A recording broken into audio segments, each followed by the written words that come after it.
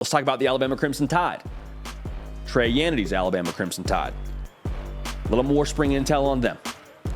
The quarterback battle is still ongoing, and they run it pretty similar to how Georgia runs it. Surprise, surprise, Nick Saban and Kirby Smart from the same tree. They're going to keep it pretty close to the vest with the quarterback battle. Like, we're not going to get a ton of intel on that, but here's what I've heard. When it comes to these quarterback battles, so much of it is on the field, yes, but even so, a lot of it is also who has the locker room. Like, who's going to be the guy that I'm ready to go to war with on Saturday? That matters. And the encouraging thing for Alabama fans is that, to me, sounds like it's a wash between Jalen Milroe and Ty Simpson. Neither one of those guys is, the overwhelming favorite in the locker room, and the other guy is just an afterthought. No, both, whoever ends up starting, you have some guys that are ready to go to war with either guy.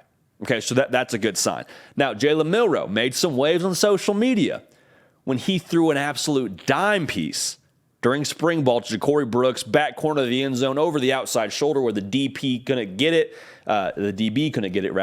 But, that was an absolute dime.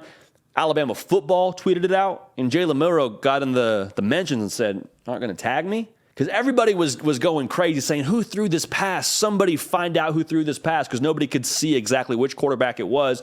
Jalen Milroe was like, yeah, that was me. Alabama tagged me. And the people that I talked to were just a little bit surprised that the Alabama football account was the one that tweeted this out. Gold check and all. It wasn't like someone at practice caught this video and leaked it to Twitter. No, it was the Alabama account that said, yeah, look at this.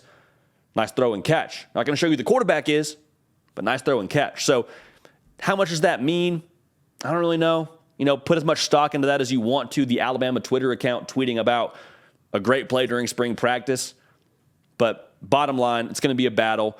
The feel is that Saban will lean with experience with Jalen Milroe, just given his track record. I happen to believe that Ty Simpson, if he's able to just do more of what Jalen Milroe couldn't do a season ago, which is pushing the ball downfield, I think he could be your guy. So we'll see. No real clear front runner right now, but either one of those guys has the support of the locker room, which is a crucial ingredient to good leadership and ultimately having your quarterback not being just the quarterback, but being the guy.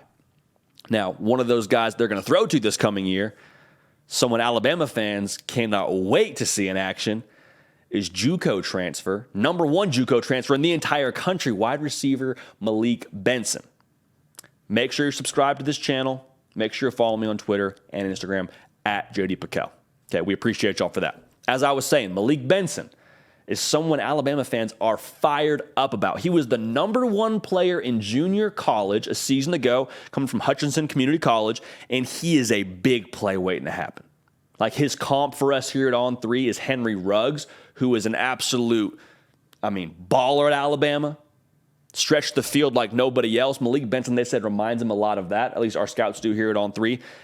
Like I said, big play wide receiver, about 6 foot, so he's got good frame, long arms, legitimate track times. 5-star for us here at On 3. Like, every good thing you could say about him from a scouting perspective, he checks the box. But there has been multiple assistant coaches who have told our people at On 3 that, yeah, this guy's going to be a problem. This guy is going to be someone that you got to make sure you watch when it comes to the fall, because he's making waves during spring ball. And something that's interesting, when names keep coming up during spring football, you pay attention, right? Regardless of program. But when names keep coming up at Alabama, you put the floodlight on. You put the national spotlight on that guy and say, okay, you're making waves at Bama during spring ball. Your name keeps coming up in Tuscaloosa. Yeah, we're going to keep an eye on you. So Malik Benson is one of those guys. The other piece that isn't getting quite as much run when it comes to, the conversation around Malik Benson, this could be his money year. Like, he could go pro after this season if he wants to. And he is in very real contention, according to our people, that he could be wide receiver 1 at Alabama. So all that conversation around Kobe Prentice and Ja'Cory Brooks and Isaiah Bond, who I think is going to have a breakout year, they think that Malik Benson could end up being that dude at Alabama this coming season. So Malik Benson coming to an end zone near you is what it sounds like. Now, defensively, there's not a ton to talk about. It's spring football. A lot of this is still trying just to get the basics down. You're trying to figure out exactly what the scheme is under, your new DC, Kevin Steele. here's what we have heard. It's going to be kind of like we talked about originally when he took the job. We believe it'll be a lot of just let these dudes play, right? Let's take all the complexities out of it. We've got some of the best ingredients in the country. We recruit 5 stars here like nobody else. We're going to let them go be 5 stars.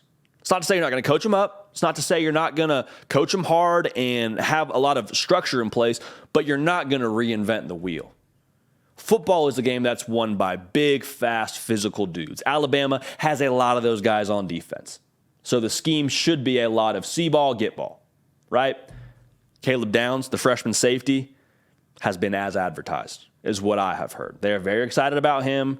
There's some people on Twitter that are piecing together different clips from hype videos from practice or whatever it ends up being and saying, is Caleb Downs going with the ones? Is Caleb Downs going to be the starting safety? I don't know.